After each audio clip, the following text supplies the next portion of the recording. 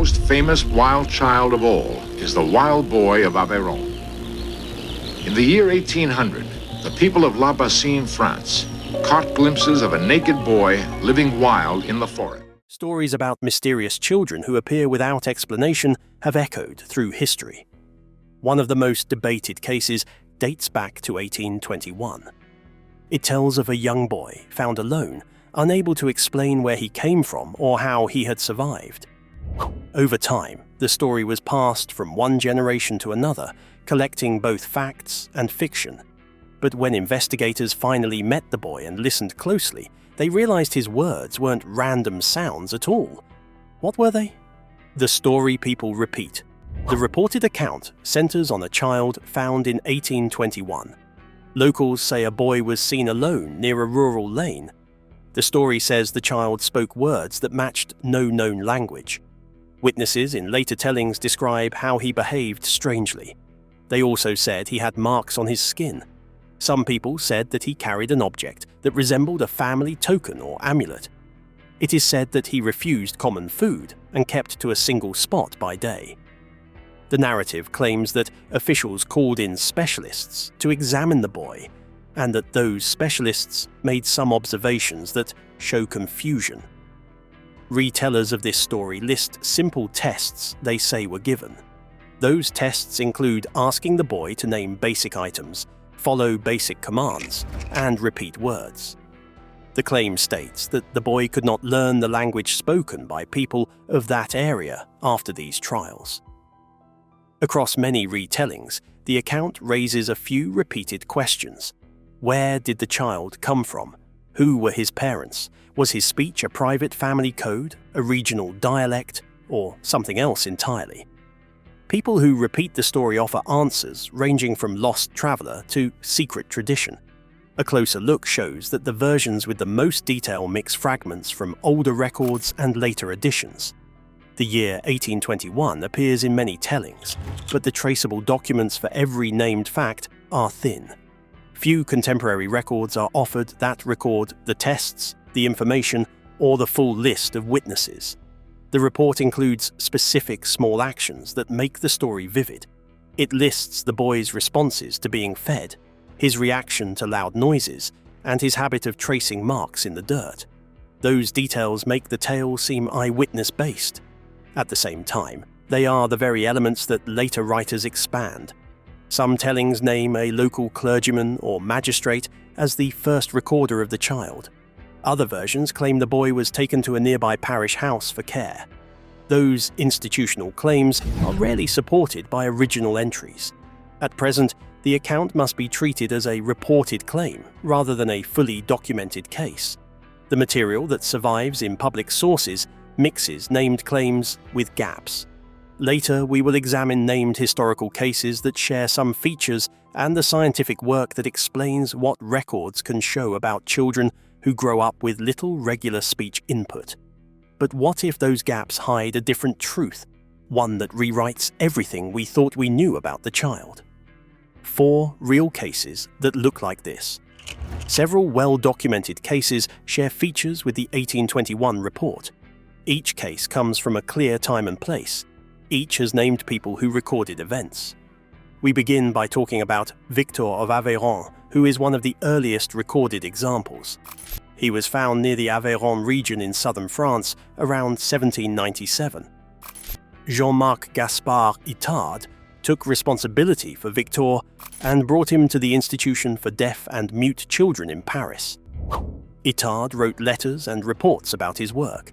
He described Victor as a boy who showed little speech and who copied actions more than words.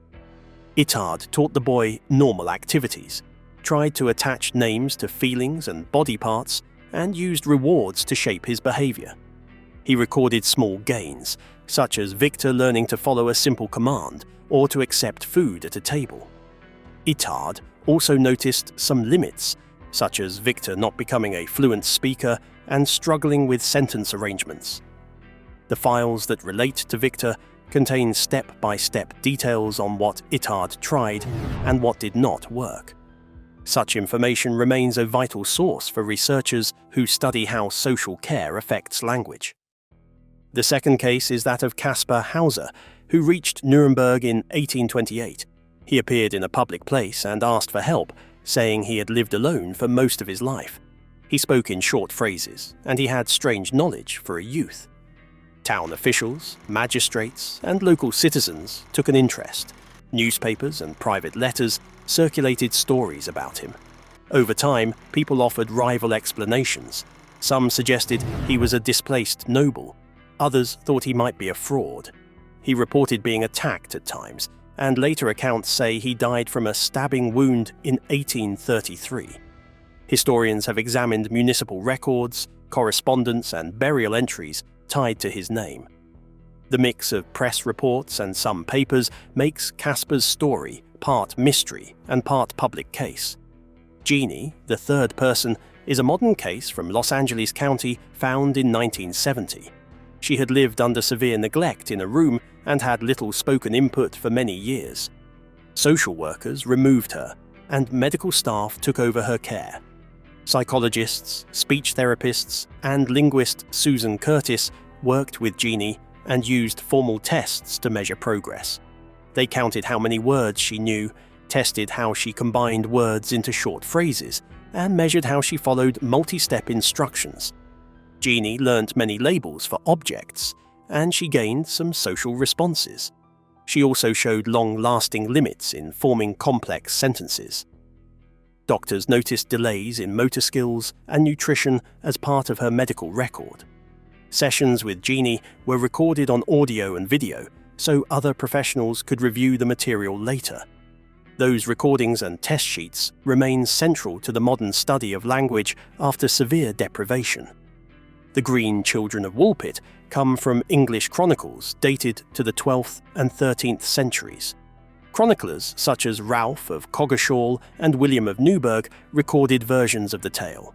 They wrote that two children, a brother and a sister, appeared near Woolpit in Suffolk speaking an unknown language and showing a green tint to their skin.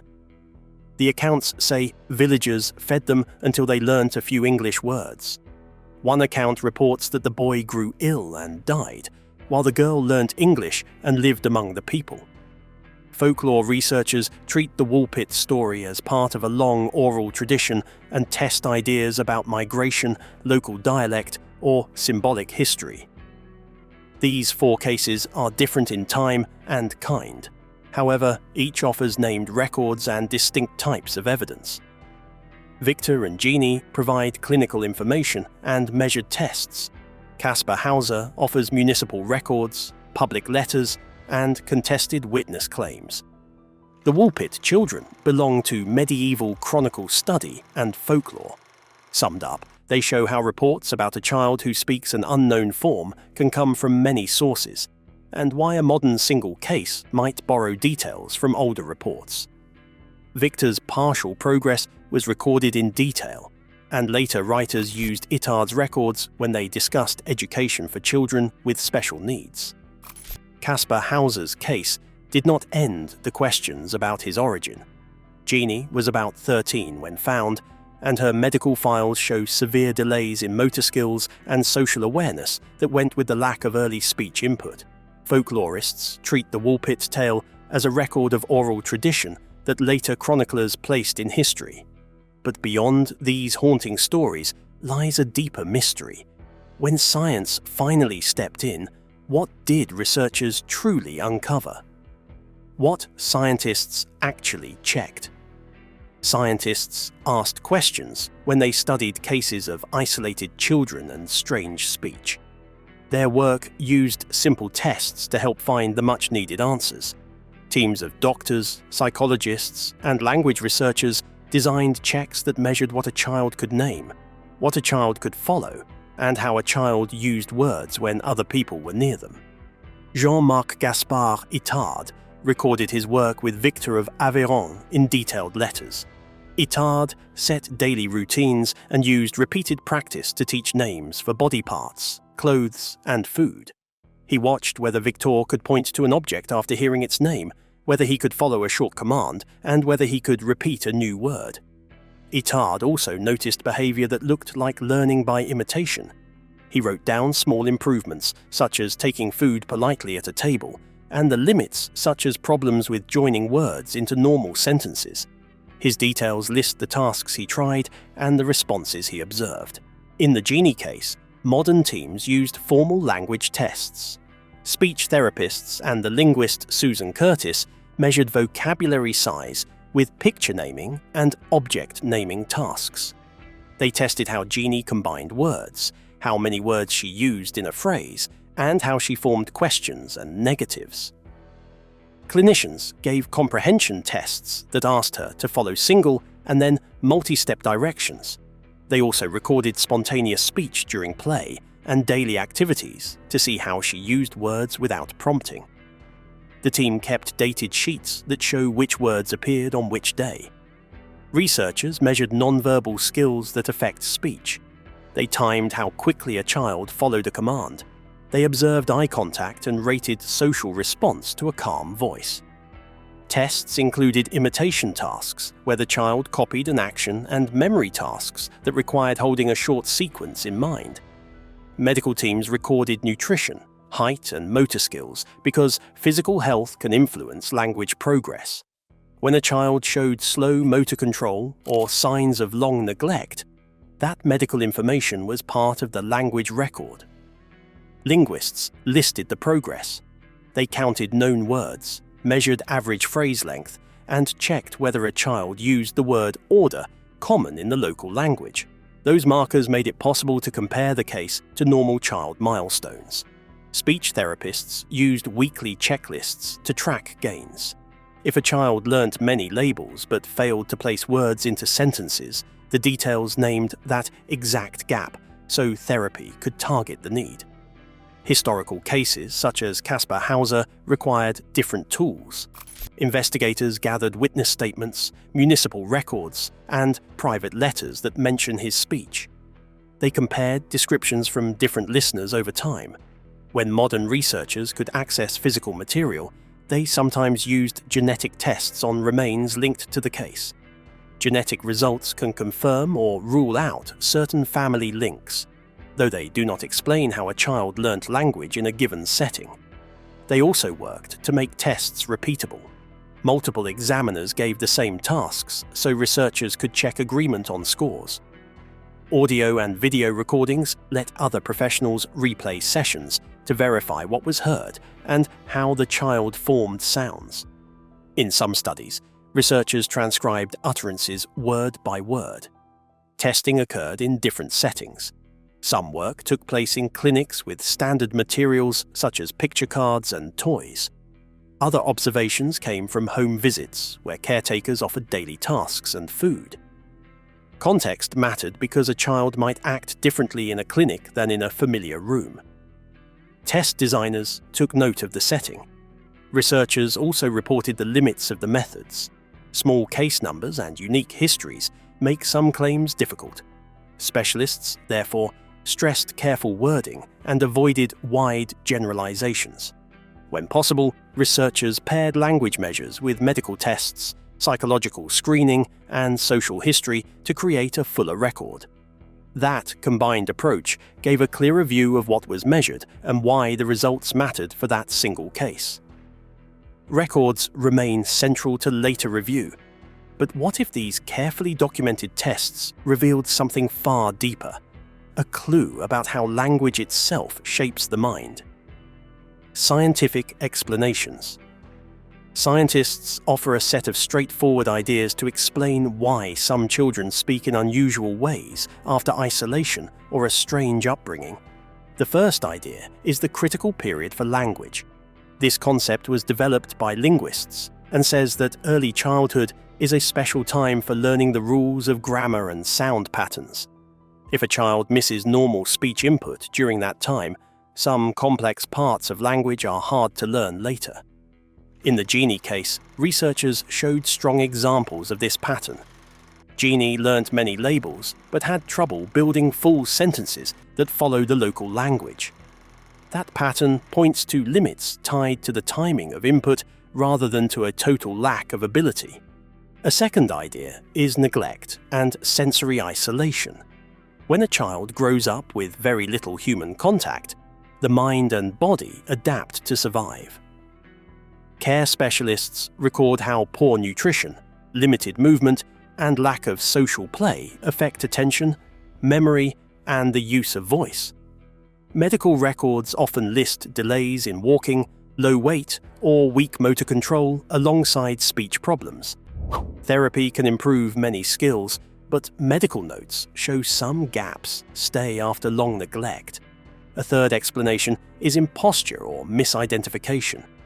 History gives examples where witnesses misunderstood what they saw, or where someone invented a story for gain. Caspar Hauser attracted attention and political claims that made some observers question parts of his tale. Investigators always check official documents, letters, and burial records to test whether a reported story fits the facts. A fourth idea is dialect or family code. A child may speak a local dialect or a small family speech system that sounds foreign to outsiders. Field workers and dialect experts compare recorded words with known regional speech. In some cases, unusual pronunciations match a rare local form. That check can explain why a child seems to speak a language no one recognizes. A fifth concept is cultural framing. How a case is written matters. A clerk, a priest, or a newspaper writer may choose words that make the report seem strange. Writers may write only what surprises them. Later readers who pick up the story copy those surprising details and leave out existing facts. That process can make a fake report seem more dramatic than the original events. A sixth area covers claims of past life memory. Researchers such as Ian Stevenson at the University of Virginia collected many reports from children who said they remembered another life. These reports include names, places, and events that the child could not have known easily. Scientists examine those claims by looking for matching records and testing for explanations such as family knowledge or coaching. Mainstream researchers treat these reports with caution and ask for clear, testable evidence before drawing strong conclusions. Across all these explanations, scientists use tools to test ideas. They record speech on audio and video, count known words, measure sentence length, and run simple medical checks. When possible, they use genetic tests on remains to test family links. Each idea explains part of the pattern of weird speech cases. Good research reports list the data, the tests, and the limits so readers can judge how strong each explanation is. Researchers also compare results across cases and note which facts are common and which are unique. That careful comparison guides follow-up research and reporting. Readers can now weigh each claim by themselves. But after all this science and data, one story refuses to fit the pattern. What really happened in 1821? Why the 1821 claim likely blends fact and tale. The 1821 account, as told in many retellings, mixes named facts with later additions that do not have clear primary support. The first problem is the documentary trail. Most specific details in modern versions are not matched by surviving parish registers, hospital logs, or court papers. Where contemporary entries exist for similar events, they are short pieces of information by a clerk or short admission records. Full test sheets, dated letters from researchers, or signed witness lists that would confirm a clear sequence are rarely available. The second issue is borrowing from older cases. The records for Victor of Aveyron include letters by Jean-Marc Gaspard d'Itard that list small achievements and persistent limits in speech. The case of Jeannie in Los Angeles County contains dated tests that show the number of words learnt and the difficulty of building sentences. Caspar Hauser appears in municipal records and in public letters that record questions about his origin. The Green Children of Woolpit appear in medieval chronicles as a short account of two children who spoke an unknown tongue and later adopted local speech. The third factor is how retelling changes facts. A single line in a clerk's list can expand into a long paragraph in a later article. Journalists, letter writers, and oral storytellers simplify details and may add a town name, a magistrate, or an institution to anchor the report. Those anchors make an account easier to follow. However, they can be repeated later as if they came from the original record. Over time, the small additions pile up and come to look like original material. The fourth factor is motive and local context. A family that feared shame might leave few records. A town seeking aid might stress a child's needs. A political interest can affect how observers record events. Charity appeals, local disputes, and private letters all influence which papers survive. To test a claim, historians look for original ledgers, signed witness statements, and contemporaneous press reports that match dates and names. The fifth factor is modern testing when the material survives. Genetic analysis on remains has in some cases ruled out proposed family links. Linguists can compare recorded words to known dialects or to family speech patterns to see whether an unknown form is really unknown. Medical files can confirm signs of neglect or developmental delay. Those tests are not always possible, but when they are, they provide a clear way to separate supported details from later invention. Taken together, these factors show how a tidy 1821 story can grow from a few lines of record plus later additions. The clean, modern version may not match any single archived case in every detail. Careful cross-checking of archives, letters, medical records, and local rolls often reveals mismatches and added details over many years. So, what do you think really happened in 1821? Was it a misunderstood child, a forgotten dialect, or something far stranger that science still can't explain? Share your theories in the comments. And if you enjoy exploring the mysteries that blur the line between fact and legend, like, subscribe, and join us for the next discovery.